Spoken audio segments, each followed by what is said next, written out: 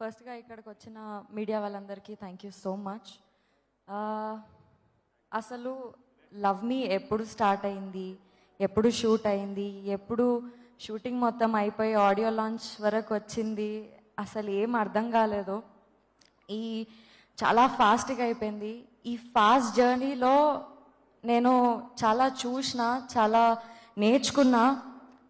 Love మీకి సంబంధించిన team వాళ్ళందరూ ఒక ఫుల్ ఎనర్జీ, ఒక ఫుల్ ఫోకస్ పెట్టుకొని వర్క్ చేస్తుండే. వాళ్ళు నాకు ఒక మోటివేషన్ లాగా అనిపిస్తుండే. ఎంత అలసిపోయినా నేను వీళ్ళందరి సెట్లో ఉరుకులాట చూసి, వాళ్ళ energy towards project, energy towards career చూసి నాకు ఇంకా మంచిగా పని చేయాలి, ఇంకా మోటివేషన్తో పని చేయాలన్న ఫీలింగ్ వస్తుండే.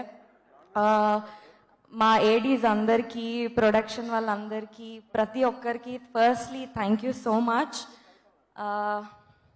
ఫస్ట్ ఇది ఆఫ్టర్ కొన్ని రోజుల తర్వాత ఆడియో లాంచ్ చేస్తున్నారు కదా. సో ఇంత కొన్ని ఇయర్స్ బ్యాక్ ఆడియో లాంచ్ అంటే ఫుల్ ఇంట్రెస్ట్, ఫుల్ ఎనర్జీతోని వెయిట్ చేస్తుండే మేము. నాకు ఇంకా గుర్తుంది, నేను మా మమ్మీ ఏదో ఆడియో లాంచ్ అయితే దాని పాసెస్ పట్టుకొని అక్కడ బయట క్రౌడ్లు ఎక్కడో నిల్చొని ఫుల్ వెయిట్ చేస్తుండే. సినిమా వాళ్ళు కనిపిస్తే సినిమా వాళ్ళని చూద్దాము, వీళ్ళు ఏం చేస్తున్నారు, ఒక ఫోటో దిగుదాము అన్న స్పేస్లో మేము ఉంటుండే. ఇప్పుడు నా సెకండ్ సినిమా ఆడియో లాంచ్కి నేను స్టేజ్ పైన ఉన్నాను. లైఫ్ ఎక్కడి నుంచి ఎక్కడికి వచ్చింది అనేది అసలు చాలా చాలా హ్యాపీగా ఉన్నా నేను for all the result and all. ఇంకా సెకండ్ ఫిలింకి ఇంత పెద్ద టెక్నీషియన్స్, పెద్ద మనుషులతోని నేను పనిచేసినండే. Keeravani sir, PC sir, Dil Raju sir, Shirish sir.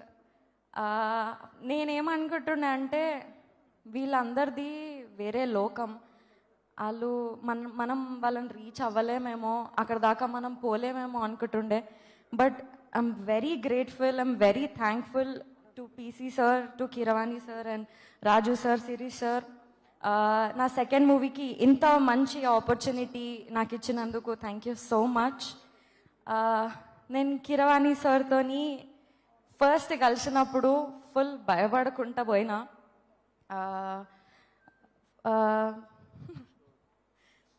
So అక్కడ పోయి కలిసిన తర్వాత కూర్చొని మాట్లాడినాం అన్నయ్యని. ఒక ప్రొఫెషనల్, ఒక లెజెండ్ మ్యూజిక్ డైరెక్టర్ ముందు ఒక అన్ప్రొఫెషనల్ సింగర్ పోయి నేను పాట పాడతాను, నాకు చిన్నప్పటి నుంచి చాలా ఇంట్రెస్ట్, పాడాలని ఎప్పటి నుంచో ఉంది అని అన్నాను. He agreed. నన్ను ఫస్ట్ ఆఫ్ ఆల్ నేను పాడడం స్టార్ట్ చేస్తే నా గొంతుని ఎలగొట్టేస్తారేమో, తిట్టి పంపించేస్తారేమో అనుకున్నా. బట్ లేదు, అప్పుడే పాట పాడేసినాము.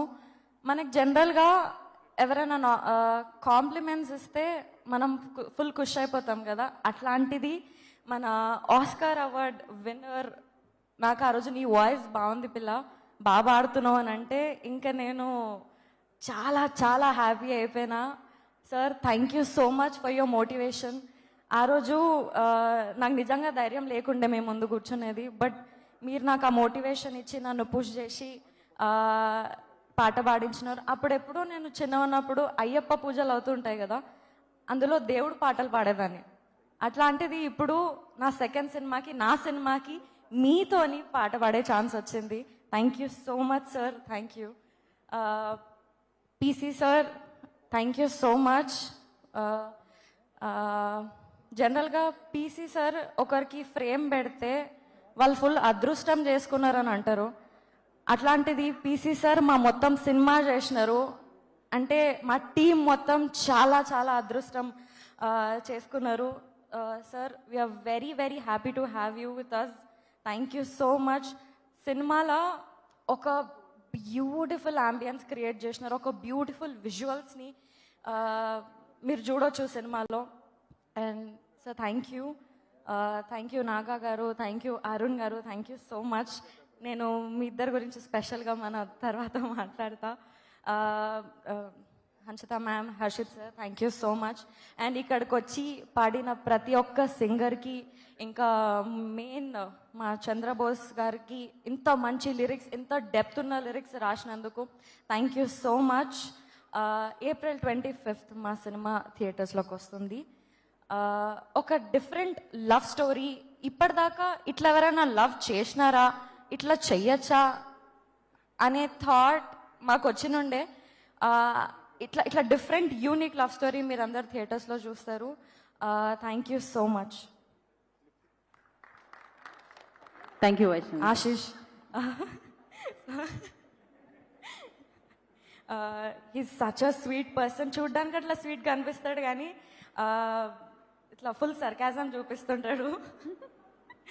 It was really nice work. నా పేరు లాస్ట్లో మర్చిపోయిందని ఇంత మంచి చెప్తుంది. ఇంత మంచి అయితే నా గురించి ఎప్పుడు చెప్పలేదు. Thank you. Thank you Vaishnavi. Thank you so much. Wish you good luck. నా